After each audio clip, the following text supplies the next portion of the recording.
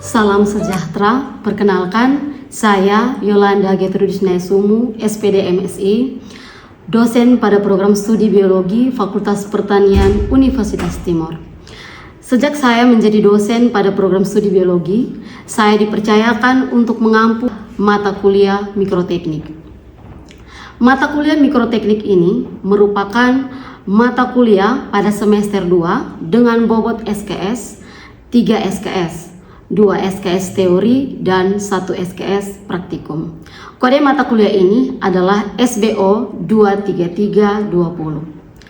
Mata kuliah ini secara umum membahas tentang konsep dasar preparat mikroskopis, jenis-jenis preparat mikroskopis, proses pembuatan preparat untuk mengamati struktur sel dan jaringan pada tumbuhan dan hewan, proses pemilihan bahan segar dan pemilihan pewarna dalam pembuatan preparat, dan analisis preparat mikroskopis.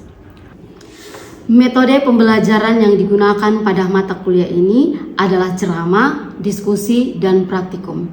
Prinsip utama penerapan ketiga metode ini adalah adanya penyampaian materi, interaksi, dan umpan balik, serta adanya penarikan kesimpulan. Penilaian yang dilakukan terdiri dari penilaian teori dan penilaian praktek. Teori sebesar 67% dan praktikum sebesar 33%, totalnya 100%. Penilaian teori terdiri dari tugas 15%, kuis 10%, UTS 30%, UAS 30%, dan partisipasi serta kepribadian 15%. Penilaian praktikum terdiri dari pretest 10%, unjuk kerja 30%, postes 15%, laporan 30%, dan partisipasi 15%. Berikut adalah video pembelajaran mata kuliah mikroteknik. Baik, selamat siang untuk kita semua. Selamat siang, Ibu. Baik, apa kabar hari ini? Baik. Apa kabar hari ini? Baik. Baik, hari ini kita kembali seperti biasa ya, di hari Rabu kita melanjutkan mata kuliah kita terkait mata kuliah apa? Mikroteknik. Baik, sebelum kita lanjut materi untuk minggu ini, kira-kira ada yang tahu tidak minggu lalu itu kita membahas tentang apa? Oke, baik, Mama. Minggu lalu itu kita membahas tentang preparat segar. Oke, tentang preparat segar. Ada yang tahu apa itu preparat segar? Oke, Rona, silakan. Preparat segar adalah preparat yang tidak perlu diawetkan dengan menggunakan proses apapun. Preparat segar adalah preparat yang tidak perlu melakukan proses pengawetan dengan apapun. Oke. Kira-kira ada yang masih ingat apalagi selain pengertian preparat segar, apalagi yang kita pelajari di kali lalu? Oke, silakan Mama Klau. Preparat segar juga memiliki kelemahan, Ya. yaitu kelemahannya tidak bisa bertahan lama. Oke, kelemahan dari preparat segar adalah tidak bisa bertahan. Mungkin itu adalah materi yang kita bahas kali lalu, terutama ada juga tentang analisis pada preparat segar. Kita lanjut, hari ini kita akan membahas tentang preparat squash. Ada yang pernah dengar kata preparat squash? Oke, Nona, silakan. Preparat squash merupakan preparat yang diperoleh dengan hasil pejetan dengan cara mengetuk kaca objek sehingga sedan menjadi pipih. Oke. Preparat yang dibuat dengan mengetuk kaca objek sehingga preparat yang didapat itu pipih, sehingga hasil yang diperoleh bisa diamati dengan jelas. Hari ini kita akan membahas fokus tentang preparat squash. Apa-apa saja sih yang dipelajari dalam pembelajaran hari ini? Ada 4 tujuan pembelajaran yang harus kita selesaikan atau yang harus diketahui oleh kalian semua di sini, yaitu yang pertama, setelah melakukan pembelajaran ini, selesai pembelajaran ini, kalian harus mengerti tentang apa itu preparat squash. Yang kedua, tentang bahan apa saja sih yang digunakan atau yang dibutuhkan ketika membuat preparat squash. Yang ketiga adalah kita harus tahu apa sih langkah-langkah atau tahap-tahap yang akan dilakukan untuk membuat preparat squash. Dan yang terakhir adalah analisis. Bagaimana analisis preparat squash? Seperti yang tadi disampaikan, kita lihat yang pertama ya. Apa itu preparat squash? Preparat squash adalah preparat yang diperoleh dari hasil apusan atau hasil pejetan di atas di kaca objek untuk memperoleh spesimen yang pipih. Setelah itu baru akan diamati di bawah mikroskop. Ya. Metode squash merupakan suatu metode pembuatan preparat dengan mengetuk. Jadi kaca preparatnya di sini, kita letakkan spesimennya. Setelah itu kita letakkan kaca penutup dan kita squash. Ada bedanya tidak dengan preparat basah atau preparat segar? Ada bedanya tidak? Apa bedanya? Siapa yang bisa? Apa yang bedanya? Oke, Yuni, silakan. Kalau preparat segar itu pengakuannya langsung diamati, tidak menggunakan metode apapun. Kalau sedangkan preparat squash itu menggunakan metode pejetan atau ditekan. Ada lagi? Sama? Oke. Kalau preparat segar itu langsung diiris, setelah itu langsung diletakkan dan langsung itu kaca penutup dan kita pengamatan kan di bawah mikroskop. Sedangkan preparat squash ada metode yang kita buat lagi, yaitu kita harus melakukan pejetan atau melakukan penekanan di bagian atas kaca preparat. Oke, bisa sampai di sini? Bisa. Nah, tujuannya untuk apa? Tujuannya adalah untuk mengamati tahap-tahap dalam mitosis dan juga untuk mengamati kromosom, terutama pada tumbuhan maupun pada hewan. Biasanya lebih banyak di tumbuhan. Kalau preparat preparat squash itu atau preparat pejetan biasanya lebih banyak pada pengamatan kromosom tumbuhan. Sampai di sini bisa untuk pengertiannya? Bisa. Kita lanjut ya. Tadi yang pertama kan kita harus mengetahui tentang preparat squash, pengertian preparat squash, ya kan? Ya. Yang kedua, kita harus mengetahui bahan-bahan apa sih yang digunakan untuk mengamati atau untuk membuat preparat squash. Ada beberapa bahan yang dirangkum di sini. Yang pertama, harus ada spesimen atau harus ada preparat atau bahan yang digunakan untuk diamati. Oh, saya mau mengamati kromosom pada tumbuhan bawang. Berarti ya bahannya itu adalah akar tumbuhan bawang. Bisa akar tumbuhan bawang merah, bawang putih atau akar tumbuhan lili. Jadi pada umumnya dalam bentuk umbi-umbian yang berasal dari bawang-bawangan. Kemudian yang berikut, selain bahannya harus ada alatnya. Apa sih alat-alatnya? Ada kaca preparat dan kaca penutup. Kalau tidak ada kaca preparat dan kaca penutup, maka apa yang terjadi? Proses pejetannya tidak akan bisa terjadi dan kita tidak bisa mengamati. Yang berikut, apalagi ada beberapa alat yang digunakan untuk memotong. Ibu, bagaimana kan katanya tidak pakai potongan, hanya dipejet. Terus cutter-nya dipakai untuk apa? Masih ada pertanyaan begitu kan? Iya, cutter-nya digunakan kan akar bawang setelah ditumbuhkan kan harus dipotong atau kamu gigit? Tidak kan? Tidak kan? Oke. Karena harus membutuhkan cutter untuk memotong, makanya salah satu alat yang digunakan pada cutter atau pisau atau silet. Alat pemotong lah istilahnya. Kemudian yang keempat adalah bahan kimia. Ada juga bahan kimia yang digunakan, etanol. Kemudian larutan fiksasi dari karnoid. Kemudian HCl etil alkohol, asam asetat 45% dan juga pewarna. Pewarna ini sangat dibutuhkan. Selain itu, larutan fiksasi juga sangat dibutuhkan. Untuk apa? Untuk mematikan sel sehingga ketika kita melakukan proses pejetan itu, walaupun nanti dia sudah mati, tapi struktur yang kita mau lihat itu tetap seperti keadaan ketika masih hidup. Kemudian ada pewarna. Ada beberapa pewarna yang digunakan untuk mengamati si preparat squash atau tahapan dalam pembuatan atau tahapan dalam kromosom, tahapan dalam proses mitosis. Yaitu apa pewarnanya? Yang biasa sering digunakan itu apa? Ada asetokarmin, yang paling umum digunakan itu asetokarmin. Selain itu dalam penelitian-penelitian yang lain ada juga yang menggunakan safranin. Ada juga yang menggunakan asetoarsen. Tapi tidak menutup kemungkinan juga bahwa ada juga yang menggunakan pewarna alami. Ada yang menggunakan pewarna alami dari batang mahoni. Hasilnya juga bagus. Nanti kita akan lihat ya. Jadi ini 4 bahan dan alat yang dibutuhkan ketika akan membuat preparat squash. Sampai di sini paham? Ada yang masih bingung? Paham? Kita bisa lanjut ya.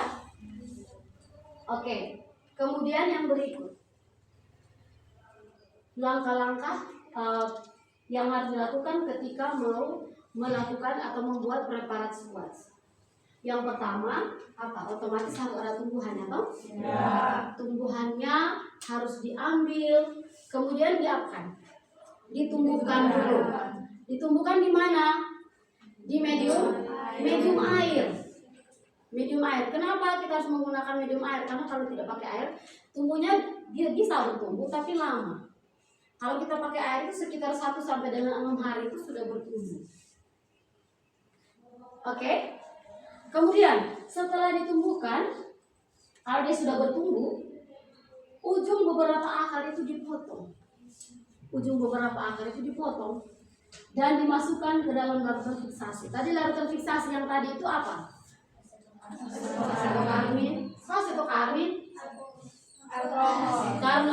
Karnoid. Larutan yang digunakan tadi itu kan karnoid fiksasinya. Setelah difiksasi, apa yang dilakukan? Potongannya setelah difiksasi, dicuci pada air mengalir selama 15 menit. Lalu diletakkan di mana? Di atas kaca objek. Setelah itu, apa yang dilakukan? Setelah diletakkan, diwarnai dengan menggunakan aseton. Jadi seperti ini loh.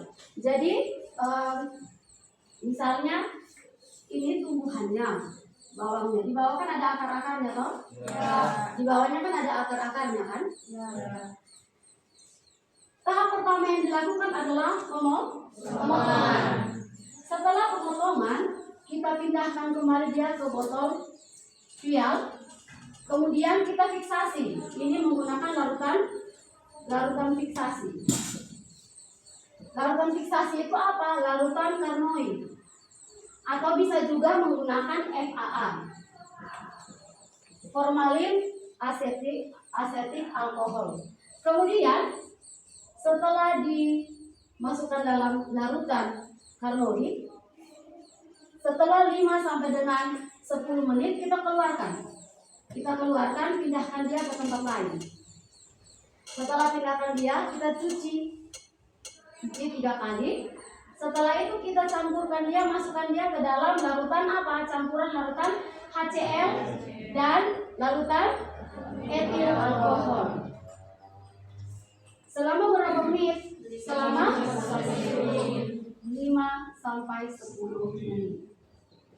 Nah, setelah kita 5 menit selesai, kemudian kita cuci lagi. Kita keluarkan dari sini, kita cuci lagi ya. Setelah kita cuci pada air mengalir selama 15 menit. Setelah itu kita teteskan pewarna. Ya kan? Ya. Setelah kita teteskan pewarna, kemudian dipanaskan di atas bunsen. Panaskan 5 menit juga di atas bunsen. Dipanaskan. Setelah panaskan, kita keluarkan, kita cuci lagi dengan menggunakan asam asetat. Jadi setelah dari sini pakai asetokarmin. Setelah asetokarmin kita buat apa? Keluarkan, kita cuci menggunakan apa? Asam asetat 45%. Nah, setelah kita cuci menggunakan asam asetat 5%, kemudian kita tutup. Ya, toh sudah pernah menutup toh? Ya. Setelah menutup, apa yang dilakukan? Kita sebelum pengamatan apa yang dilakukan? Melakukan metode tadi, metode pejetan atau metode squash. Setelah kita melakukan metode squash atau pejetan, baru kita amati di bawah. Sampai di sini bisa? Ada yang mau ditanyakan? Pas? Oke. Setelah itu kita amati di bawah mikroskop. Nah, ketika pengamatan, apa sih yang kita lihat? Ada yang tahu?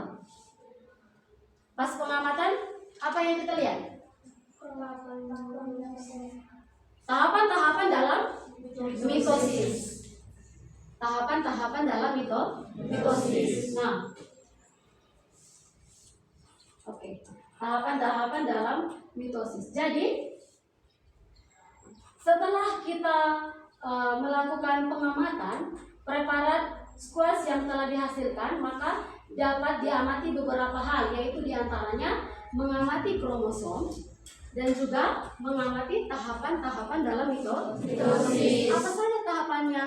Ada profase, anafase, apalagi telofase, kemudian metafase. Jadi kita amati di bawah mikroskop. Kemudian ketika kita pengamatan, hasil pengamatan preparat di bawah mikroskop ini kemudian akan kita analisis.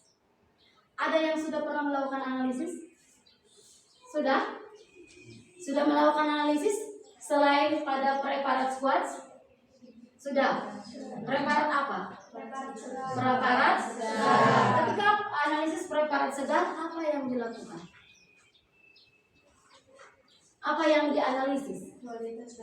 Kualitas dan kelayakan dari preparat. Jadi setelah pengamatan,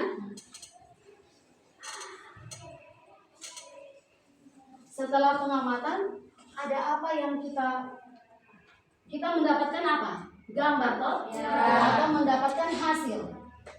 Gambarnya atau hasilnya berupa apa untuk preparat squash?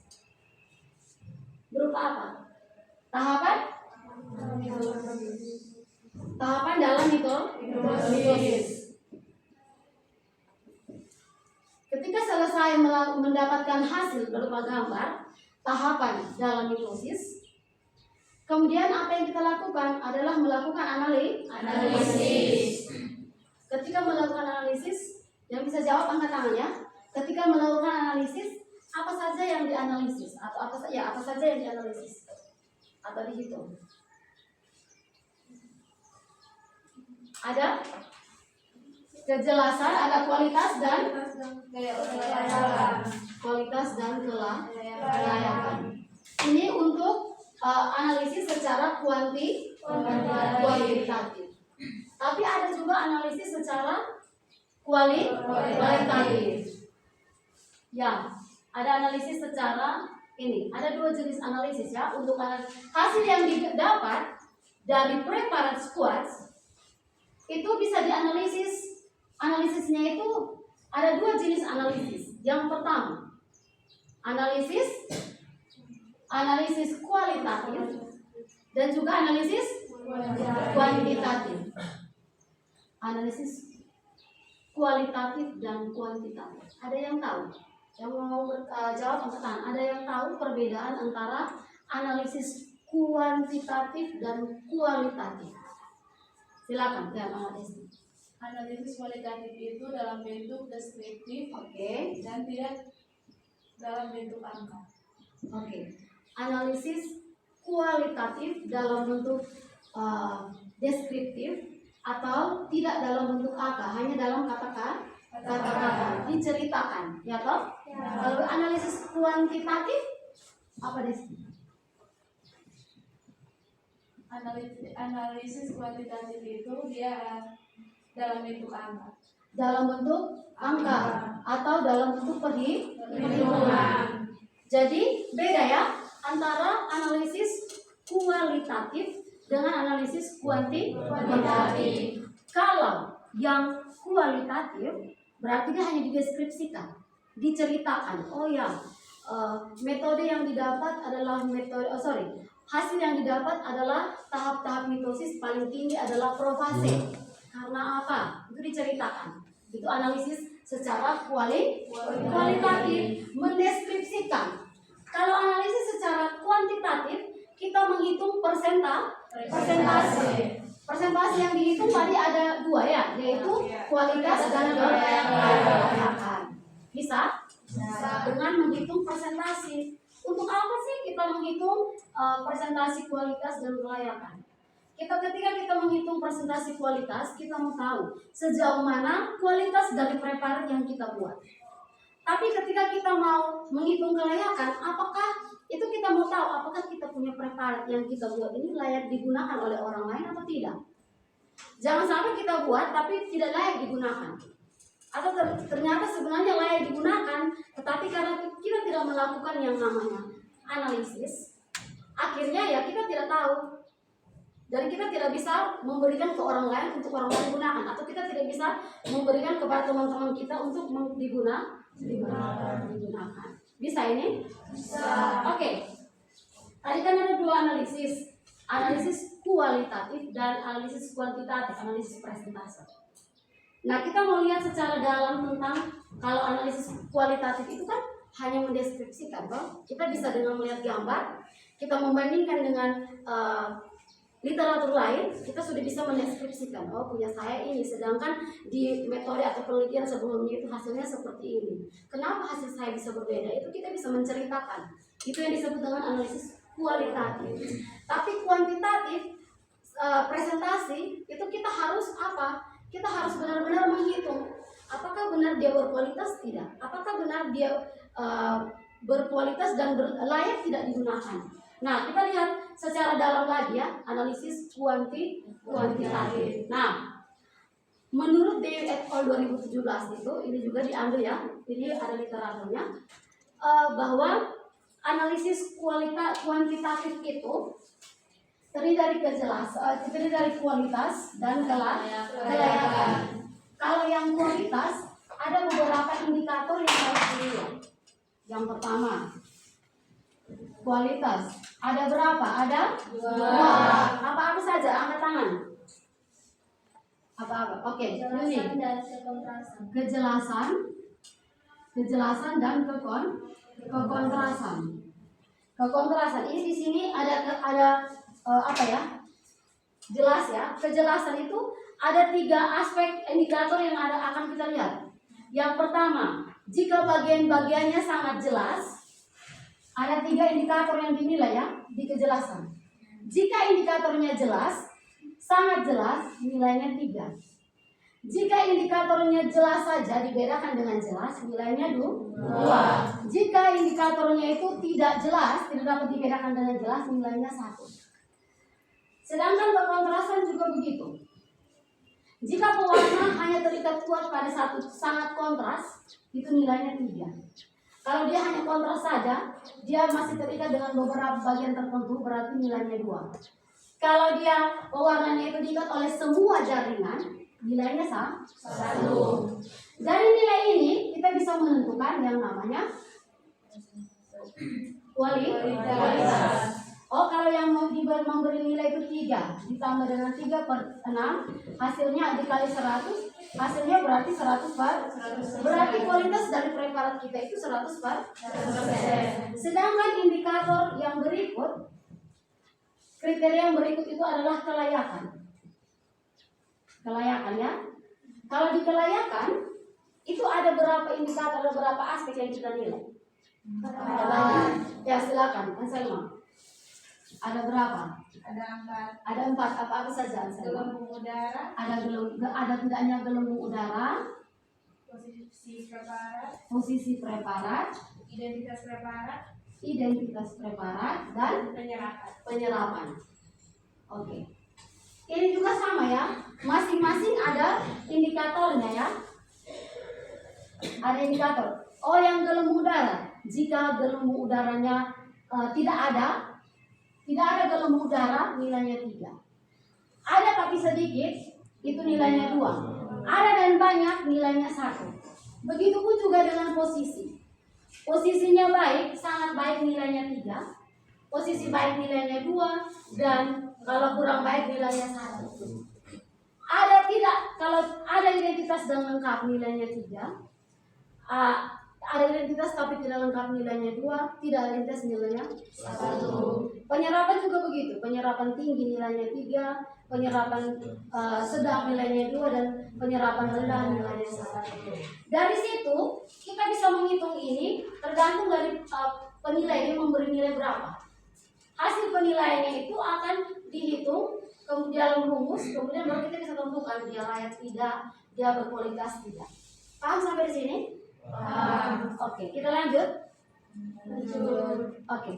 Yang terakhir yang kita lakukan adalah melihat hasil perhitungannya. Kita akan lihat dia masuk kategori yang mana.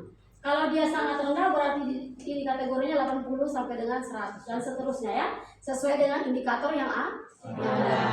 Oke. Ada pertanyaan sampai di sini? Ada pertanyaan? Oke, kalau tidak ada, kesimpulannya adalah tadi kita sudah mengetahui apa itu preparat squash yang dipejet kan? Kemudian apa lagi? Bahan-bahan yang digunakan adalah ada spesimen, ada alat yang digunakan, ada apa lagi? Ada pewarna atau bahan kimia. Kemudian yang terakhir, bagaimana sih analisisnya? Tahapan pembuatannya jelas. Analisisnya adalah tadi menggunakan analisis secara deskriptif dan analisis secara kuantitatif. Baik. Mungkin pertemuan kita hari ini sampai di sini. Tugasmu adalah silahkan mencari gambar preparat, kemudian kasih ke temanmu untuk menilai, dan tugasmu adalah menghitung analisis dari preparat yang kamu dapatkan. Bisa sampai di sini? Bisa. Oke. Ini nanti silahkan dikerjakan ya. Minggu depan kita akan bahas tentang tugas kalian. Bisa sampai di sini? Bisa. Mungkin pertemuan kita hari ini sampai di sini. Saya ucapkan terima kasih dan selamat siang untuk kita semua. Selamat siang.